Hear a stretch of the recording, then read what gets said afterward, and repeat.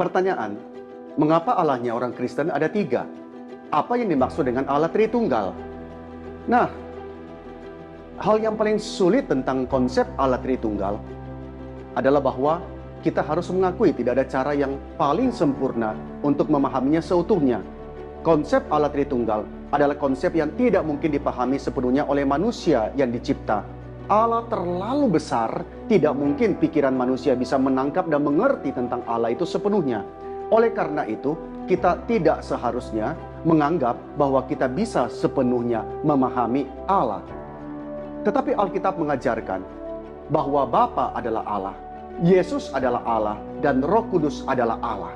Nah, kalau begitu, apakah ada tiga Allah? Tidak, sebab Alkitab juga mengajarkan bahwa hanya ada satu Allah. Apa maksudnya?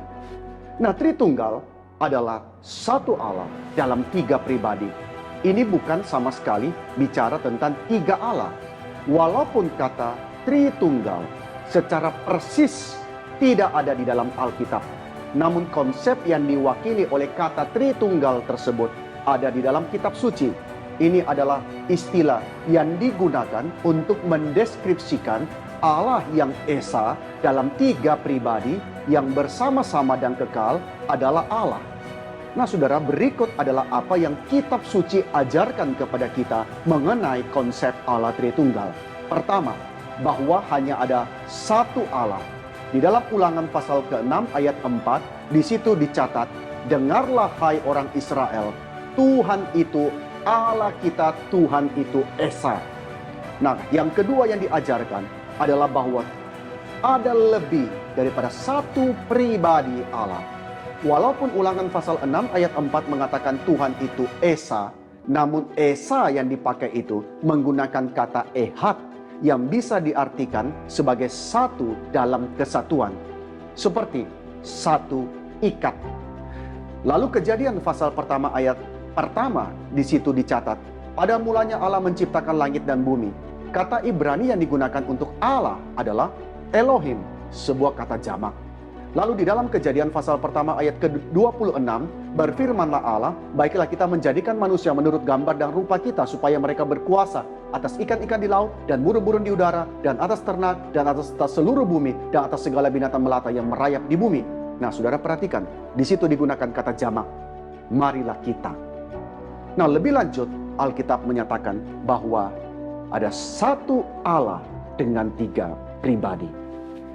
Hal ketiga yang diajarkan oleh Alkitab mengenai konsep ini adalah ketiga pribadi Allah Tritunggal tersebut bisa diperbedakan satu dengan yang lainnya di beberapa bagian Alkitab. Misalnya, Roh dibedakan dari Bapa dan Anak, Anak dibedakan dari Bapa dan Roh, dan seterusnya. Lalu yang keempat, setiap pribadi itu adalah Allah. Bapa adalah Allah, Anak adalah Allah, dan Roh Kudus adalah Allah. Dan yang kelima, setiap pribadi itu memiliki tugas yang berbeda. Bapa adalah sumber atau penyebab utama daripada alam semesta, pewahyuan ilahi, keselamatan, dan karya kemanusiaan Yesus Kristus. Dan Anak adalah agen yang melaluinya Bapa mengerjakan penciptaan dan pemeliharaan alam semesta ini, pewahyuan dan keselamatan. Bapa mengerjakan semua ini melalui Anak. Dan Roh Kudus adalah sarana yang olehnya Bapa mengerjakan penciptaan dan pemeliharaan alam semesta tersebut, pewahyuan, keselamatan, dan karya daripada Kristus. Jadi Bapa melakukan semua ini dengan kuasa Roh Kudus. Nah, bagaimana kita boleh menjabarkannya dalam ilustrasi? Saudara, ada banyak usaha untuk menyajikan ilustrasi tentang Allah Tritunggal, namun tidak ada ilustrasi yang sepenuhnya akurat. Ilustrasi apel misalnya, dengan kulit apel, daging buah apel, dan biji apel. Apakah bisa menjelaskan? Tentu tidak bisa sepenuhnya, saudara sekalian. Mengapa? Karena kulit, daging, dan biji apel adalah bagian daripada buah apel. Tetapi apel itu sendiri bukan, saudara sekalian. Jadi kulit apel bukan apel itu sendiri, daging dan biji apel bukan apel itu sendiri, meskipun mereka adalah bagian daripada buah apel. Tapi saudara perhatikan, Bapa, Anak, dan Roh Kudus itu bukanlah bagian daripada Allah, tetapi mereka masing-masing adalah Allah.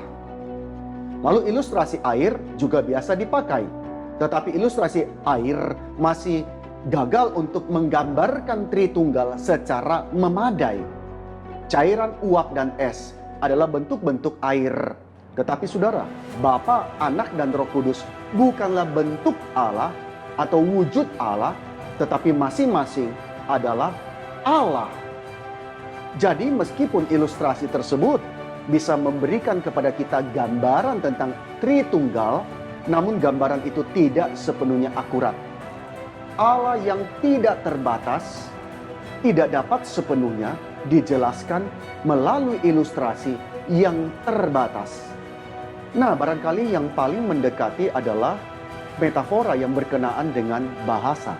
Alkitab juga bicara tentang Tritunggal dengan menggunakan metafora ini di dalam beberapa ayat-ayat Alkitab, yaitu Bapa adalah Dia yang berbicara, Anak adalah kata atau firman yang diucapkan, dan Roh adalah nafas yang membawa firman itu kepada tujuan. Kata untuk roh dalam bahasa Yunani dan Ibrani itu memiliki arti nafas atau angin. Maka ketika saya berbicara kepada saudara, napas saya mendorong kata-kata dari mulut saya yang ditransmisikan oleh gelombang di udara menuju gendang telinga daripada saudara. Maka dengan cara yang sama, Allah, Bapa mengucapkan firman, dan Roh membawa firman itu sehingga mencapai tujuannya. Maka kiranya kita boleh mulai memahami mengenai konsep Allah Tritunggal ini. Kiranya Tuhan menolong kita untuk mencapai kepada pengertian yang sepatutnya. Kiranya Tuhan memberkati.